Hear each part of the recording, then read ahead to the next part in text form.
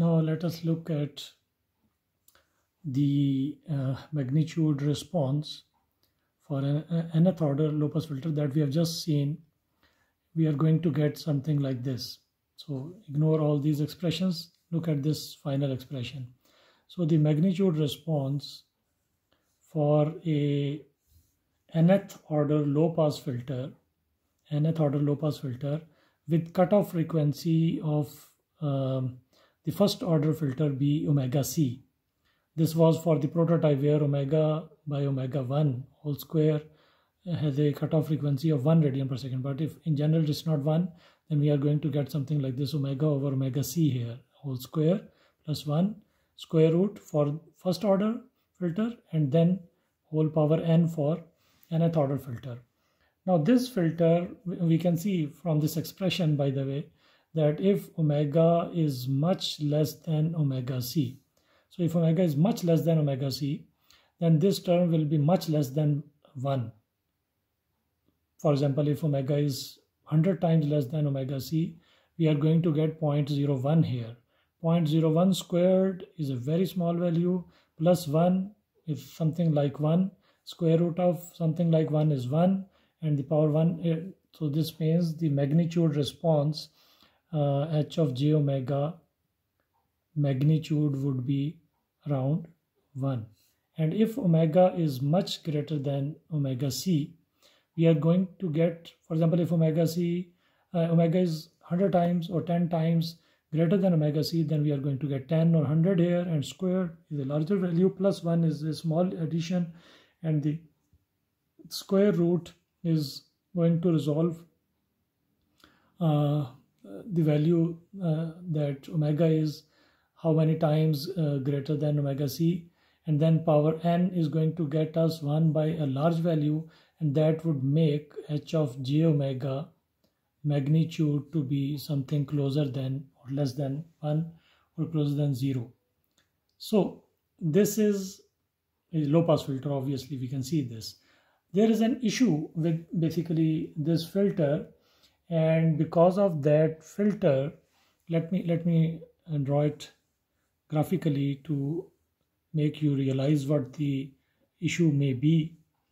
If we plot this h of j omega magnitude for some order of filter here, and let me also draw the ideal curve, ideal representation of a low pass filter. So we are not interested in actually the gain. The gain can be anything that can be added later on, so mostly we take this as 1, and then the cutoff frequency will be a point where the filter where the magnitude response will pass at cutoff. So for a higher order filter, nth order filter, where n is a larger number, so I was saying that if I try to plot this, so we take a value of n, say something, n maybe 4, and if we try to plot this, we may get something like this. So a fourth order low pass filter cascaded by a first order 4 cascades of 4 first order filters in cascade. So we are going to get something like this. These filters, it was seen that has is very a drawback, and some people worked on how to resolve this drawback. The drawback was the pass band gain is not constant. It will definitely not be constant throughout, because an ideal filter can have a constant pass band gain and then a constant stop band gain, and all practical filters will have varying pass band gain. So you see the pass band has this gain, and this may not be desirable, that for these frequencies it is quite less than that max value. So is it possible? The question is, obviously if we did not have a comparison, we would not have been able to understand or debate this. But if such a filter is possible, suppose such a filter is possible, suppose I am just asking you to assume that is it, if such a filter is possible with such a response, is it more desirable or not?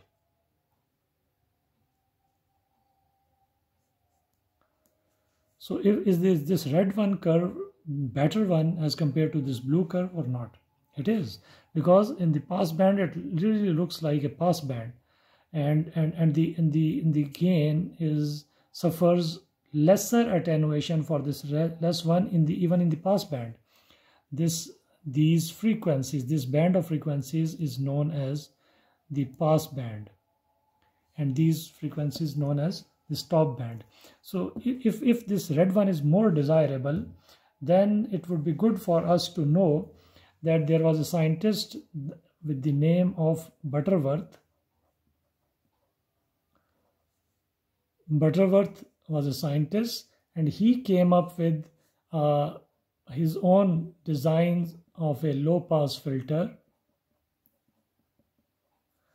and he basically started it backward, because looking at this, and let us assume again for once that omega is 1 radian per second for a first order filter, then this one is going to look as we started it from here, 1 over omega square plus 1 square root whole power n.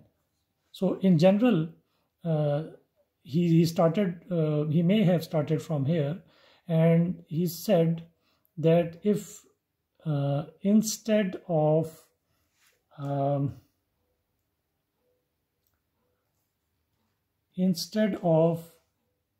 this, he probably compared this term to this term. So omega power 2n plus 1 square root.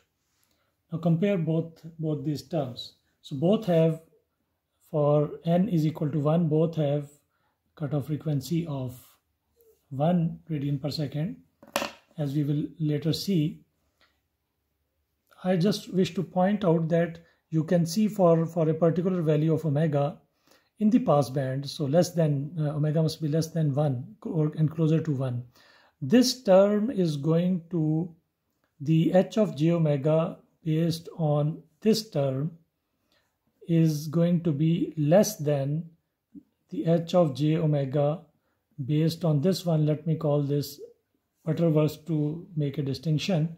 This is going to be less for omega closer to omega less than 1, but not much less than 1, so closer to 1, so that we can see that the pass band gain is more constant for this one. So how did he arrive at that? Maybe a matter to dig out, and one should always be curious and try to find out the history of science by looking at what Butterworth actually, what made him reach this conclusion. Did he start by looking at this mathematical expression and accidentally discover that this has a larger value if for omega less than 1 as compared to this one? So let us see, for example. So if we have omega is equal to 1, say 1, for both, basically at 1 the value would be 0.707, because the cutoff frequency of both is the same, has to be the same. So let us take omega equal to 0.9 for the sake of argument. So here we are going to get 1 over 0.9 square, and then plus 1, then square root, and then power 4. And here we are going to have 1 over 0.9 power 2 into 4, that's power 8, plus 1, and then the square root. So let us see what really happens here. Let me try to do it. I am pausing it so that I can solve it. So I have solved this. This expression solves to 0.3052. this one solves to 0.8361. If you remember that a fourth order low pass filter has a cutoff frequency of 0.435 or something like this.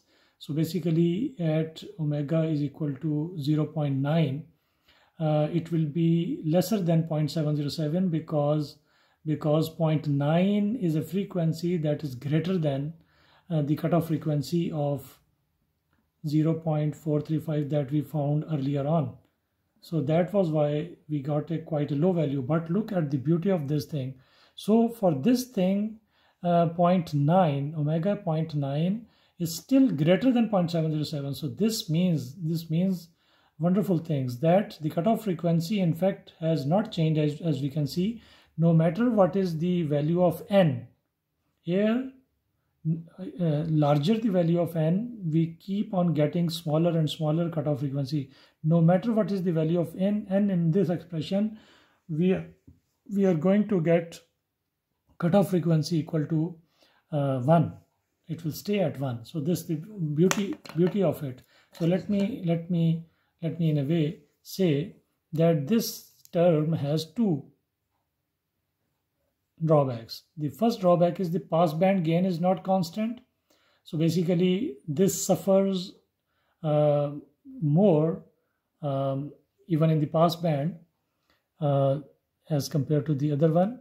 And there is another drawback, and that is the cutoff frequency changes.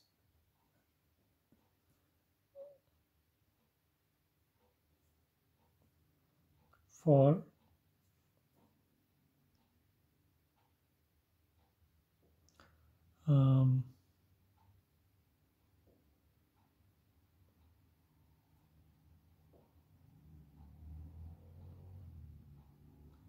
a cascade.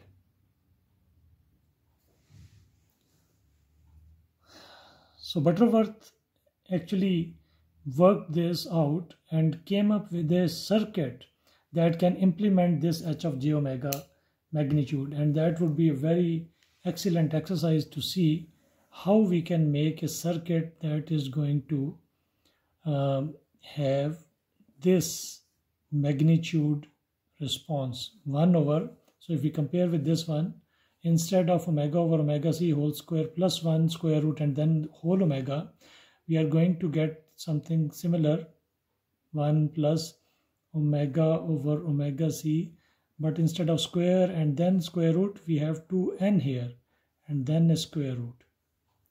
So the question is, can we have a circuit, a real circuit, a real one, with a transfer function that can give this magnitude response? So we know if we have an h of s, then we put s is equal to j omega. In fact, I should have written this here on this transitional line, that if we put s is equal to j omega, we get h of j omega, and then h of j omega magnitude is basically finding the magnitude of this complex expression, and this is the magnitude response. So this question is very interesting, and we can let us try to see if we can also handle this. So let us take omega c, the cutoff frequency, to be 1. That is, we want to make a prototype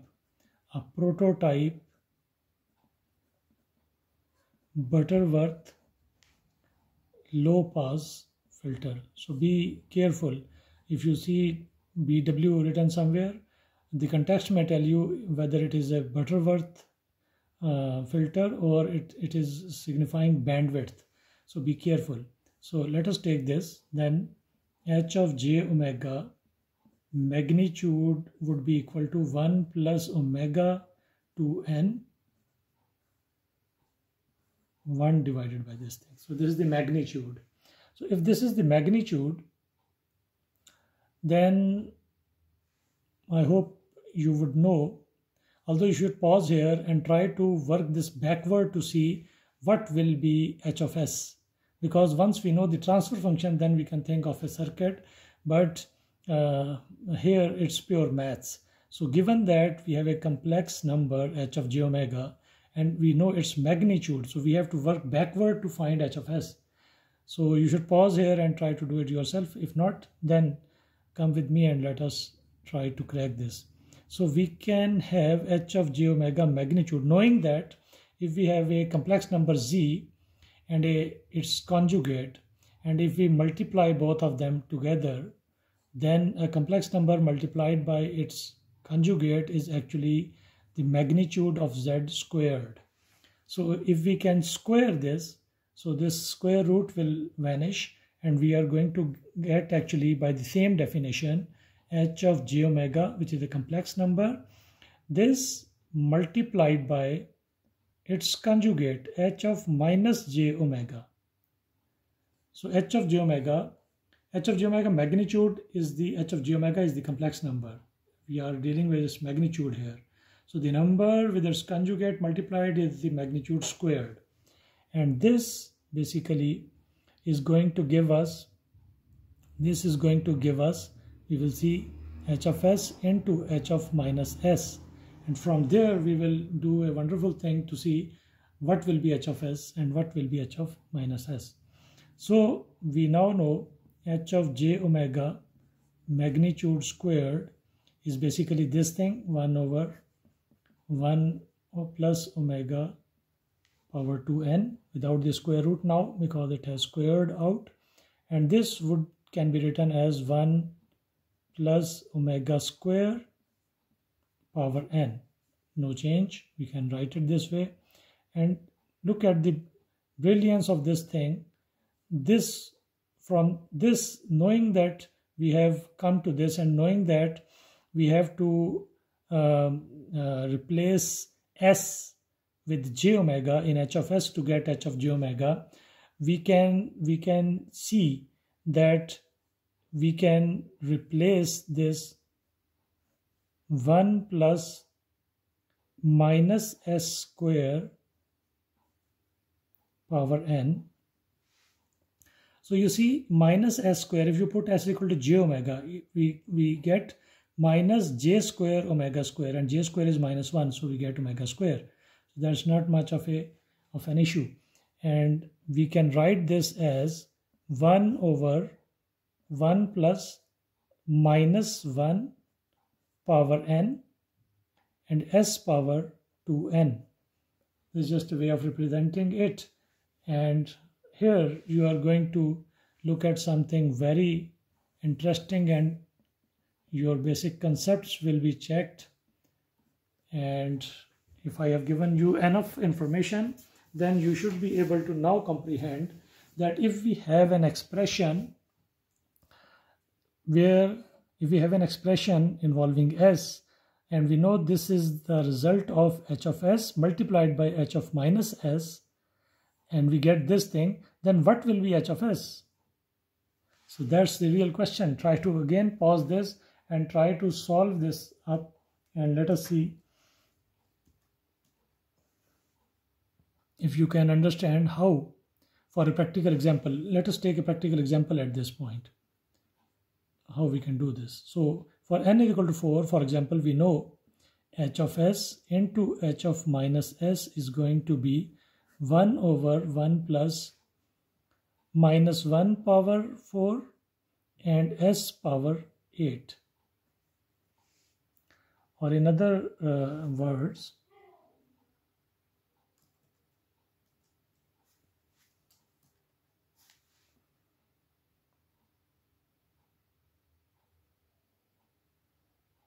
that's too big n basically. We can solve this, but let us try with a smaller example first. So for n is equal to 2, and because this example is also going to give us the circuit that we are interested in, so we are going to get this equal to this and this equal to this. So we have 1 over s power 4 plus 1. So h of s multiplied by h of minus s gives 1 over s4 plus 1. So what to do? What is h of s? So if I tell you that the product of two numbers is 81, what are the two what is one of the number, or what are the two numbers? You cannot guess, because the product has sort of make the h of s vanish. We can never be sure what is h of s and what is h of minus s from the product. However, there is a very brilliant concept that we can employ. Knowing that thing, we can very easily understand what will be h of s and what will be h of minus s. However, first, we need to find the roots of, or in other words, we need to factorize this. Roots of s power 4 is equal to minus 1. So what will be the four values of s, which if applied in here we get equal to minus 1. So what are the four roots of this equation?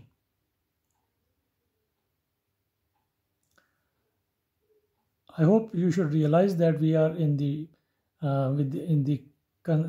complex number realm. So s can be a complex quantity, the complex frequency.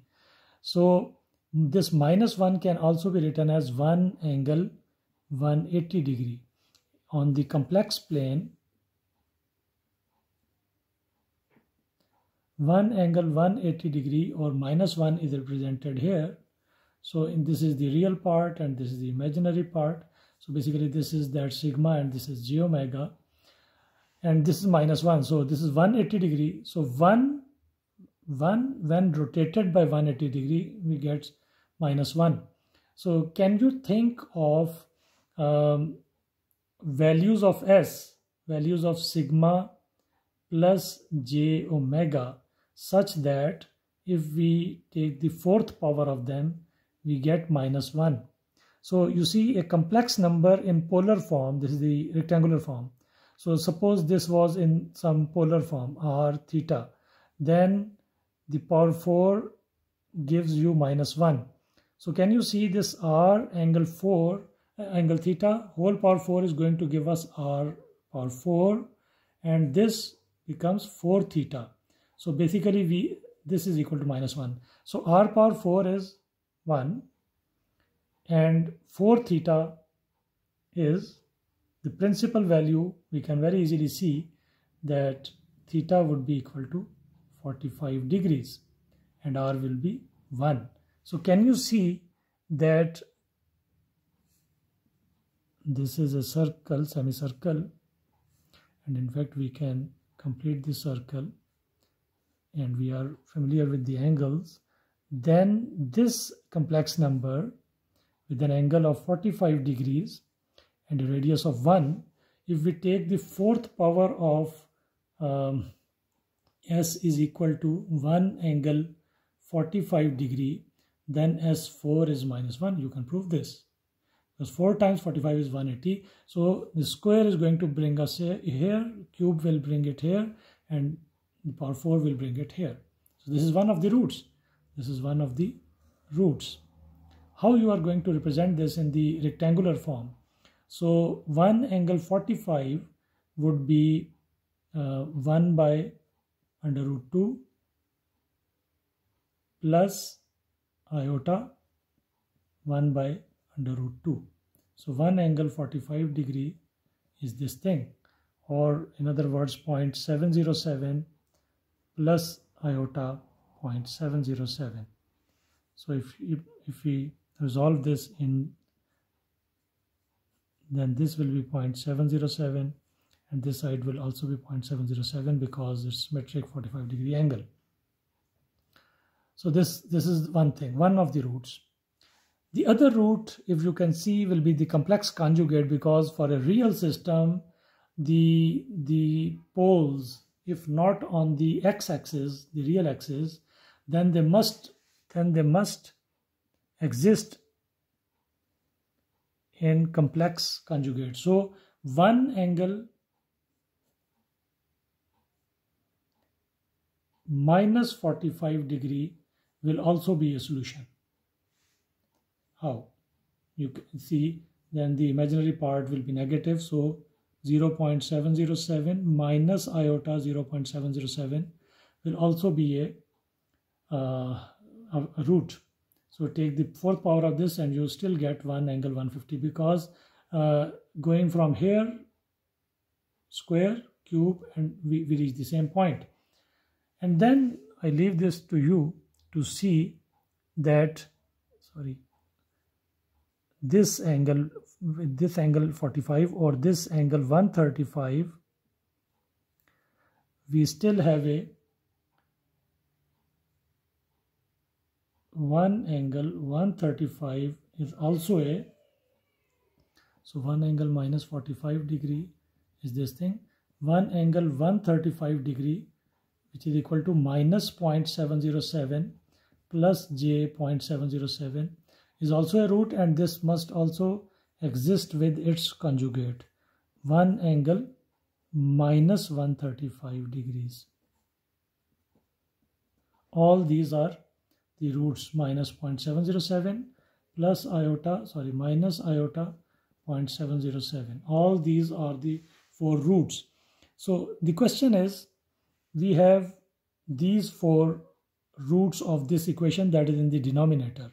All these are poles. Now that important point, remember, for a physically realizable system, what do you mean by a physically realizable system? A system that can be built in the real world. For a physically realizable system, the h of s must have all real coefficients, no complex number in it. So for example, if we have 1 over s plus 0.707 plus iota 0.707, this as a factor, we cannot make such a system, because how we are going to implement this, from where? From a real system will an imaginary term come. So this will always be multiplied by its conjugate. So from the pole zero diagram discussion, if you remember, we used to always get the poles on the left hand side. The pole, this is the left hand side of the complex plane or the S plane. If you take this as the S plane, then for a physically realizable system, one thing, complex poles must have a complex conjugate pole as well, and then all the poles must lie in left half plane actually. So this is the right half plane. So this is very important. Please note this down and cram this. Remember this, that for physically realizable system, and in fact I would like to add a word, for a physically realizable and stable system. A stable system is a system whose output is finite. If it goes to infinity with time or with some condition, with time, basically it's not a stable system. So physically realizable and stable system, the poles must lie in the left half plane. There is an exception that a pole can be at origin, but it must be at the origin or the left half of the plane. So a single pole can exist on the real axis, but if it is not on the real axis, then it must always be in a complex conjugate pair. That is what is represented here. And because it must be in the left half plane, therefore if we write them as the factor, then if a pole is at -1, for example, then in the denominator we are going to have this factor as s plus 1, because s plus 1 is equal to 0 is going to give s is equal to -1. So using this knowledge, I have chosen which of these factors, which of these roots of s are going to correspond to h of s and which one will correspond to h of minus s. So the left half plane, if we look at the left half plane, then all with the real parts negative, these two are the poles of roots of that are going to constitute h of s, and that I have taken here. So the real term when written as a factor will be positive, and the imaginary term complex conjugate, does not matter which one you write first. And if we now multiply this, then we see that the h of s for a second order Butterworth low pass filter will become, if you multiply these together and see which of the imaginary parts cancel out, this will become s square plus under root 2, which is 1.414 s plus 1. And this is a brilliant thing. This is an h of s that is physically realizable. With these coefficients, a circuit can be made that can exactly have a transfer function of this one. This is for a prototype filter omega c. And in the next video, I am going to show you that circuit. And then we will also look at some of the problems where we can design Butterworth low pass filters, and then we will look at a high pass filter. That's very simple extension to this knowledge, and you don't actually need to remember all this. This is the background.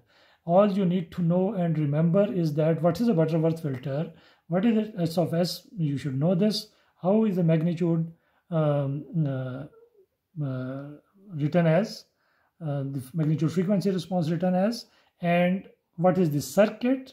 You need to remember the circuit.